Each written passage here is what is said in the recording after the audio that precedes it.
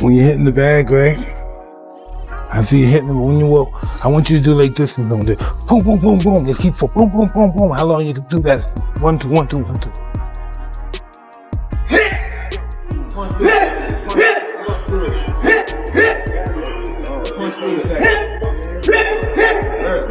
Jake Paul, I think when he weighed in for Mike Tyson, was 227 pounds. That is, if I'm not mistaken, a 92-pound weight difference. Almost a 100-pound weight difference. It's insane. That is called one thing. That's called being Gervonta Tank Davis recently linked up with Mike Tyson for an intense and high-energy training session as he prepares for his upcoming bout with Jake Paul. The gym buzzed with excitement as the heavyweight icon shared his trademark intensity and technical know-how. Tyson personally guided Davis through explosive punching drills, focusing on precise head movement, powerful body rotation, and devastating uppercuts. Witnesses noted that Tank appeared sharper and more dangerous than ever, clearly absorbing Tyson's aggressive style and speed. With the boxing legend's guidance, Davis seems more than ready to bring that ferocity into the ring against Jake Paul. Are there any considerations when you're moving your head, like you're trying to get your head out of the center line? No, well, you want to get out the center, but the objective for him to throw the punch before you can counter. Like if he throws the punch here, you count here, you go to here, right, and you're still outside. Yeah, absolutely, that makes sense. So you want them to miss, and when they miss, that's your opportunity. Absolutely. Sometimes you can punch while he's punching, you can throw boom at the same time. As he punches, boom, and you go down. Absolutely. It's all about moving after you punch. As soon as you punch, you're going. Whatever it is, boom, side, whatever it is, you have to go. I love that foot movement. Is that something that Casamado taught you? Yeah, twisting. Twisting is... The highly anticipated clash between Jake Paul and Gervonta Davis is set to take place on November 14th at the Casa Center in Miami, Florida. The event was originally planned for Atlanta, but the location was changed following concerns raised by the Georgia Athletic and Entertainment Commission regarding the significant weight gap between the two fighters. Oh my days. Jake Paul versus Tank Davis. Is this real? This can't be real. Because he was talking about fighting Joshua, which is heavyweight, and now he's saying about fighting Tank. Nah, this can't be. It's Netflix as well. I need to go and do some checks and see if like the main pages have posted this, but Jake Paul's posted it. It says Friday, November 14th. It's in Atlanta, State Farm Arena. This is random. Mike Tyson, who has previously shared the ring with Jake Paul, has issued a word of warning as Paul gets ready to face Gervonta Davis. Tyson understands both the pressure and the unpredictability that come with fighting Paul. At the same time, he recognizes the danger in stepping up against someone as explosive and technically polished as Davis. While Paul holds the edge in size and age, Tyson believes Davis's speed, sharp timing, and knockout power make him a serious threat despite the weight difference. His remarks hint that Paul might be taking Davis's power a little too lightly. I think Gervonta Davis is probably the greatest fighter around now, but he's got a tough fight coming up. You know, he's the top dog, there's no doubt about it. He showed that, but Barrios, he's a pretty good fighter. Last time I saw him fight, he was pretty durable. During a recent training session with Gervonta Davis, Mike Tyson openly acknowledged that Jake Paul's punches carried unexpected power. He admitted feeling sore throughout his body afterward, a remark that surprised many who had doubted Paul's physical strength. Coming from a man known for both enduring and delivering some of boxing's most brutal knockouts, Tyson's words carried serious weight. His reaction underscored that Paul's power is genuine, not just marketing hype. It also served as proof of Paul's commitment to proper training and technique, showing he's evolved beyond being just a YouTuber and has become a legitimate athlete capable of causing real damage in the ring. Oh, no, I don't remember the fight that much. I kind of blanked out a little. Listen, know what I remember? Coming back from the first round, and then the next day I remember Jake is doing some kind of, I don't know, what was he doing at the ring? Oh, yeah, a little bow at the end, he bowed. And that's the last thing I remember. You know, but the day after the fight, right after, the day after, I woke up and told my wife, why did I do that? You know, I don't know. I just don't know what the hell goes on. What did you think of Jake's power, man, when you were in there? I don't remember it, but my body was really sore. Yeah, my body, my chest, my stomach and stuff was really... Fans and boxing analysts have often compared Gervonta Davis to Mike Tyson, pointing to their devastating knockout power. relentless fighting styles, and larger-than-life personalities. However, those comparisons always come with important context. Davis competes in a completely different weight class, era, and boxing environment. Meanwhile, Tyson's legacy was forged during a legendary prime that still stands as a defining chapter in heavyweight history. I have to ask you, would you ever remake your famous video game? Bring it to the next generation consoles, my friend? Hey, I'm just happy to be alive. Thank What you. about, what do you think about people comparing Tank Davis to you? What do you think about that? Tank is a great fighter. You think he's a great fighter? But what do you think about them comparing him to you? You're a legend, my friend. Well, he'll be one too if he keeps fighting. Oh, okay. All right, well, thank you. On the other hand, Gervonta Davis has often resisted being tagged as the next Mike Tyson. In various interviews, he's made it clear that their fighting styles are different.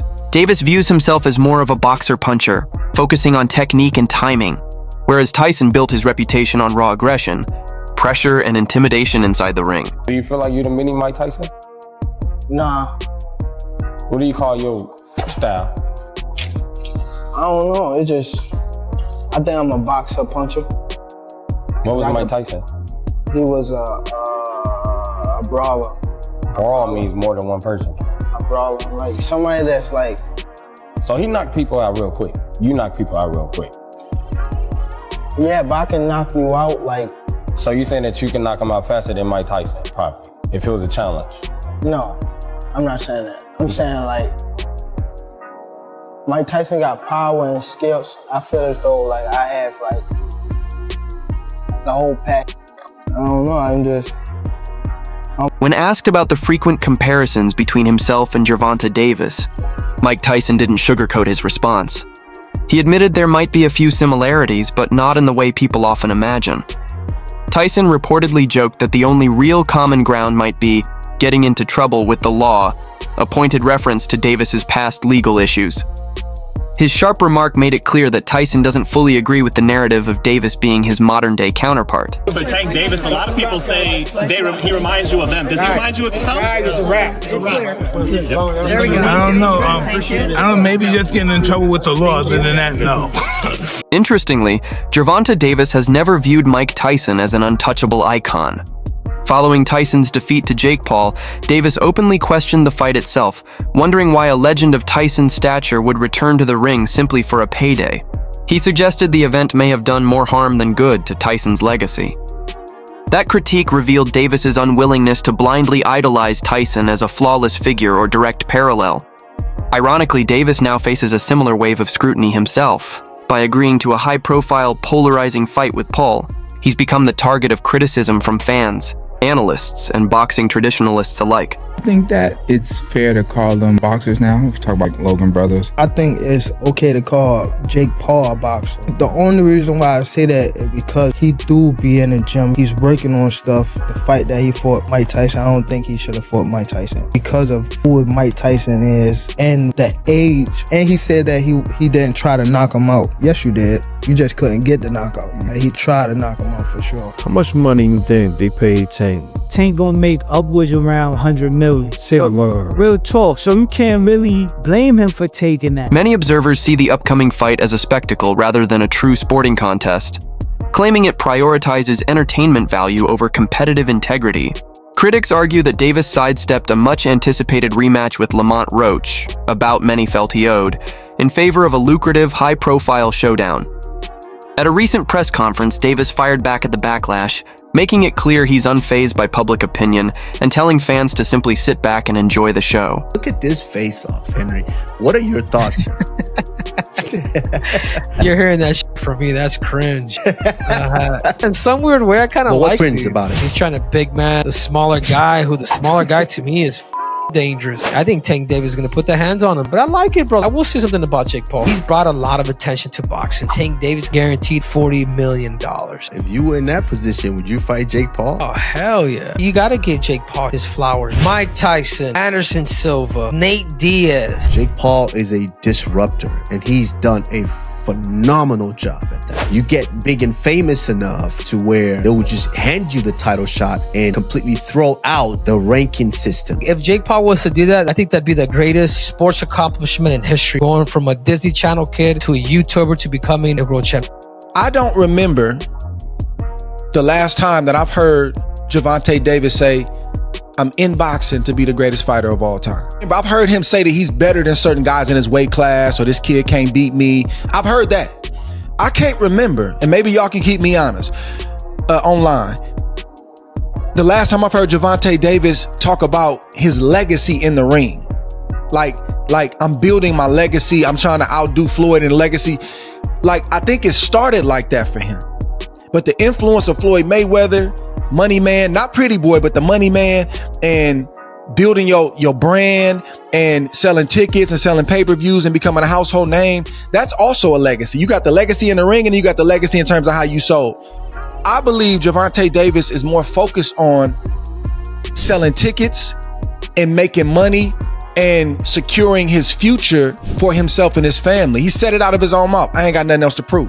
If you're trying to be one of the greatest fighters of all time, it's still a whole lot to prove. My point is, Roy, I don't think, should everybody hold this man to the standard that they hold him to and say, you not fighting nobody, yeah, you making money, but you ain't really fought nobody. If he don't even care about that, that's not even something that he's really focused on. If his main focus is the money, and his main focus is getting out of boxing without getting hurt and retiring on his own terms, shouldn't his fan base and other people get on board with that if that's not even his goal? How can we hold him to something like that if he don't even hold himself to that? Mike Perry, known for his blunt and candid opinions, didn't hold back when expressing his doubts about Gervonta Davis taking on Jake Paul.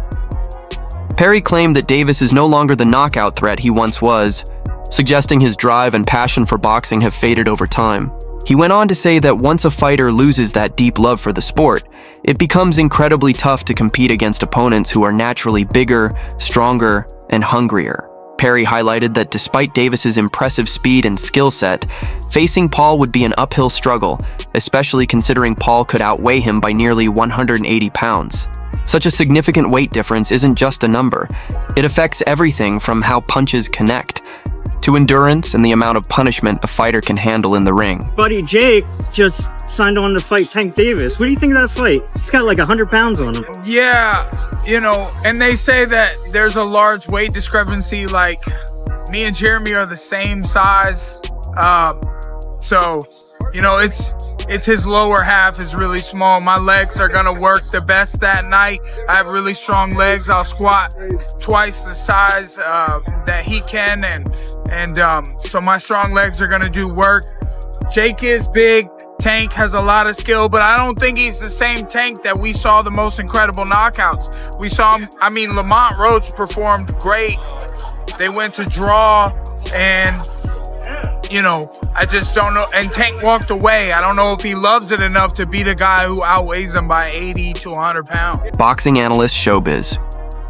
The adult took a straightforward stance, predicting that Jake Paul will land powerful shots against Gervonta Davis. His reasoning centers on the obvious physical advantages Paul brings into the ring, including greater size, reach, and punching power. While Tank Davis is undoubtedly skilled, Showbiz believes Paul's superior strength and resilience will enable him to control the fight. This viewpoint adds to the mounting doubts about Davis's chances in this matchup. Despite Davis's explosive speed and refined technique, Showbiz argues that the significant difference in physical size will ultimately be the deciding factor, swinging the bout in Paul's favor. How does Tank Davis beat Jake Paul? You have Shakur Stevenson saying Jake Paul doesn't have a snowball's chance in hell, and that Gervonta Tank Davis would just outbox him and beat him on points. I can see Tank just outboxing him and making it real easy. And I get that, but when I think of Tank Davis, I think of a guy who kind of counters you to knock you out. I think of a guy who's not really a busy fighter. And this isn't just a size thing, because hell, if it was Jake Paul versus the prime Manny Pacquiao, I would say Manny Pacquiao because of Manny Pacquiao's style, how busy he is, how he hops in and out.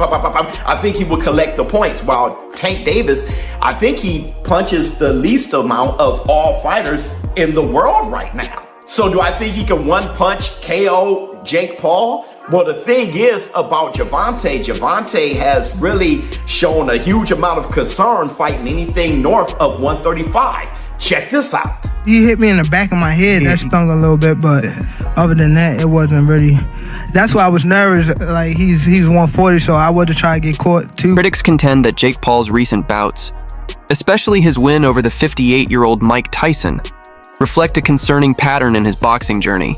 Many see his decision to fight an aging legend as more of a spectacle than a true competitive challenge, raising questions about his dedication to the sport. Prominent voices like Carl Farr have dismissed Paul's performance, arguing that his success leans more toward entertainment value than genuine boxing skill. Jake Paul, you've lost your mind if you think you can go toe-to-toe with Anthony Joshua. Listen, let's not get confused, guys. Let's not get confused. Yes, cool. Anthony, he took a big L with Daniel Dubois. But Daniel Dubois is not no joke, bro. He's not a joke. You know what I'm trying to say? He took an L there, but Jake Paul, I got the utmost respect of what he's done, how he's managed to navigate through the boxing world. Like, bro, it's so mad. And I can see this is like a 90%. It's happening, it's positioning, it's marketing already. Like, why would you see Jake Paul go face to face with Alexander Usyk if it's not to position for a fight for Saudi? Obviously, Jake Paul's gonna fight Anthony Joshua. There's possibly gonna be a Usyk against Tyson Fury 3, because obviously the last two were so close. But you never know. It can also be a Usyk against Derek Chisora. Do you know what I mean? You never know. Sports commentator Stephen A. Smith has often criticized Jake Paul's choice of opponents, pointing out that many haven't been active, top-tier boxers, or are well past their prime. Smith argues that Paul has yet to prove himself against fighters who truly represent the sport's current elite. In response, Paul has maintained that he tried to arrange a fight with Tommy Fury, but claims Fury turned down the offers, emphasizing that such a matchup would have been a significant challenge. The February 2023 fight against Fury was one of the rare occasions Paul faced a fully active professional boxer in his prime. Paul lost that bout via split decision, marking his first and only defeat so far against a well-established fighter. You are beating up on dudes who don't box. They're not boxers. I was on Disney Channel while these guys were winning UFC championships. Okay. You know, I was playing with Mickey Mouse while these guys were throwing arm bars and winning UFC championships. Everyone's, analyzing my career, critiquing it, paying attention to it from day one, but you can't tell me who was Mike Tyson's first fight. You can't tell me who Muhammad Ali, who was his fourth fight. No one knows, but everyone's seen all of my fights. I tried to fight Tommy Fury. Yeah, I tried to fight Tommy Fury, and he backed out due to a rib injury. Undefeated, young prospect. He comes from the Fury family. His brother's the heavyweight champion of the world. I tried to fight him, and he got... Stephen A. Smith has openly criticized Jake Paul's decision to fight boxing icon Mike Tyson. Smith believes that if Paul is truly serious about his boxing career, he should focus on facing opponents closer to his own age and skill level, rather than targeting seasoned veterans with far more experience. By the hype at this particular moment in time. Now, I'll give Jake Paul credit for this. At least he's in the ring with a boxer. But 57 years old is 57 years old. And 57 years old and formally walking into a UFC fight as an audience member, as a patron with a cane. It's hard to me believe a year later that you're gonna be in any condition to really, really fight. I hope I'm wrong, but I don't know. And if you're Jake Paul, here's what I wanna say to you. It's Mike Tyson, that's fine. It's a money fight, I get you, and you wanna make money. But at some point in time, if you keep telling us that you're taking boxing seriously and you want to be recognized as a big-time boxer / fighter, you're gonna have to fight somebody closer to your age, who is a contender at the very least in the sport and who lives with it every single day. Could you please get in the ring with somebody? Pretty please with sugar on top. I'm interested. What did you think about the fight, Jake Paul? I hate it. And Jake Paul's starting to piss me off. Mike Tyson is 57 years old, man. Jake Paul been training with professional boxing trainers for years. he takes the sport very, very, very seriously. Thank you. So let me ask you, that's the question I have, because great kid, great businessman, by the way, amazing. And I know how he does all this, the character and the persona. We keep saying that he doesn't want to be a boxer. He's not a boxer, but then Jake Paul is a boxer. Yeah, exactly. That's my point. Exactly. He's a boxer. He can fight. He can fight. I respect it. So go in there against fighters. You should be climbing the ladder towards those other fighters and taking the sport seriously to the point where you're fighting actual boxers. Now he decides to fight a fighter, a real fighter, which is Tyson. But Tyson is 30 years older. Stop this nonsense of going against dudes that either ain't boxing or is 25 years removed from the sport. Meanwhile, Jake Paul asserts that he is helping to transform the future of boxing. In a recent interview, he emphasized that the sport is becoming more exciting than ever, crediting Netflix's involvement as a major catalyst. With Netflix stepping in as a streaming partner, Paul believes boxing is entering a new phase, one that reaches far beyond the usual pay-per-view audience. The impact is significant, as Netflix, one of the largest entertainment platforms globally, is introducing boxing to viewers who might never have watched the sport before. It's massive. Like, yeah. I know we're It's taking it very nonchalantly. This is going to be your next super fight. And this is on Netflix. Netflix. Insane. So it's another Netflix fight. November 14th, Netflix. Hey, it's fun. It's funny. Like, actually, you kind of like pioneered this a little bit. The pay-per-view model for combat is dying, it seems, especially now with the Paramount's acquisition of UFC. It seems like free fights may be the way of the future. Piracy is such a big problem. That's what it is. And I thought you did that with one of your fights, where you were going against the piracy. What fight was that? Where I don't know, maybe. No, I mean so there's there was like the TV era of boxing, then there was the pay-per-view era of boxing. What's your take? Can Tank stand up to Jake Paul's size and power? Or will Jake continue to revolutionize the sport? Share your thoughts in the comments